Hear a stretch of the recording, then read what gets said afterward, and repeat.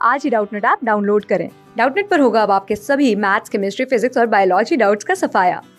बस अपने क्वेश्चन की फोटो खींचो, उसे क्रॉप करो और तुरंत वीडियो सोल्यूशन पाओ।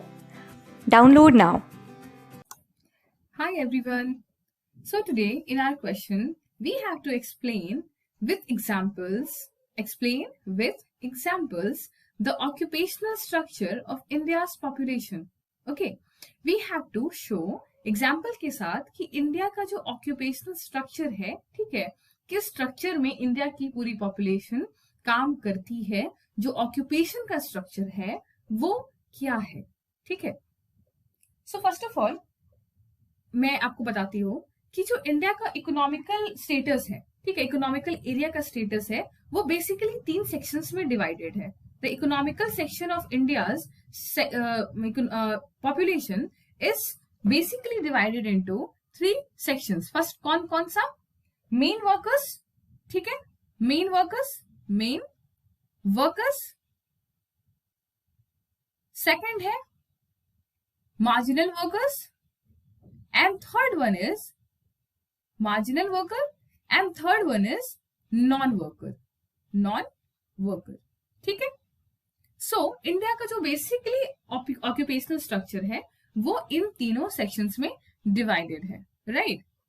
सो as per the data of 2011 census, 2011 की जनगणना के अनुसार जो इंडिया का जितना पॉपुलेशन है उसकी 39.8 अप्रॉक्स 40% पॉपुलेशन इन दोनों सेक्शन को मिला के आती है। जो पूरे वर्कर्स हैं, ठीक है, जितने भी वर्कर्स हैं, ठीक है, ये मैं ऐसा नहीं कह रही कि सिर्फ मेन वर्कर की बात कर रही या फिर मार्जिनल वर्कर की बात कर रही, टोटल जितने वर्कर हैं इंडिया के पास, ठीक है, टोटल जितनी वर्किंग पॉपुलेशन है इंडिया के पास, दैट उसका 40% या फिर 39.8% ओनली वर्कर्स हैं। ओके, मेन वर्कर और मार्जिनल वर्कर को मिला के इंडिया की 40% पॉपुलेशन ही वर्किंग है and rest 60% is non worker.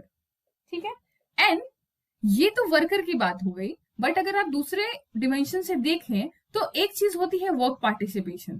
ठीक है, वर्कर 40% पॉपुलेशन वर्कर है, but at the same time जो टोटल वर्क है, ठीक है, अगर मान लो 100 लोग हैं, 100 लोग में 40 लोग थे जो मार्जिनल और मेन वर्कर की कैटेगरी से आते थे और 60% लोग थे जो नॉन वर्कर थे।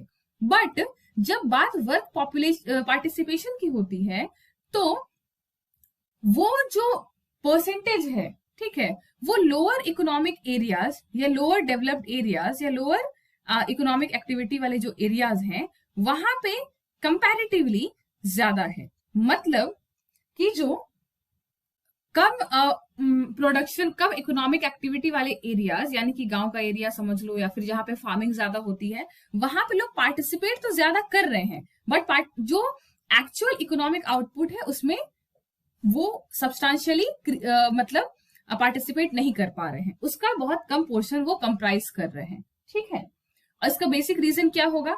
फार्मिंग। आपने ये डिस्गाइज्ड फार्मिंग की बात, ये अनएम्प्लॉयमेंट की बात सुनी होगी। This is the basic reason. क्यों? क्योंकि वहां पे सबसिस्टेंस फार्मिंग होती है।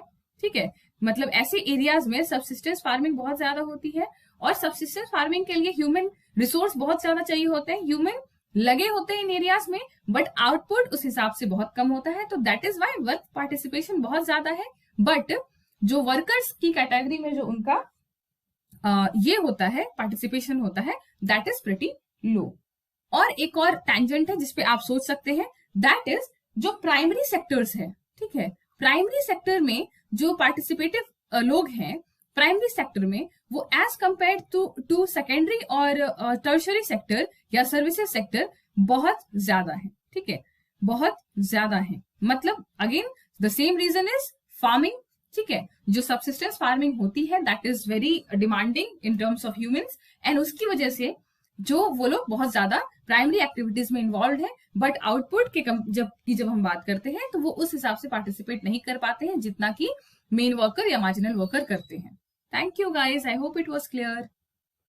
क्लास 6 से 12 से लेके नीट, IIT, JEE मेंस और एडवांस के लेवल तक 10 मिलियन से ज्यादा स्टूडेंट्स का भरोसा।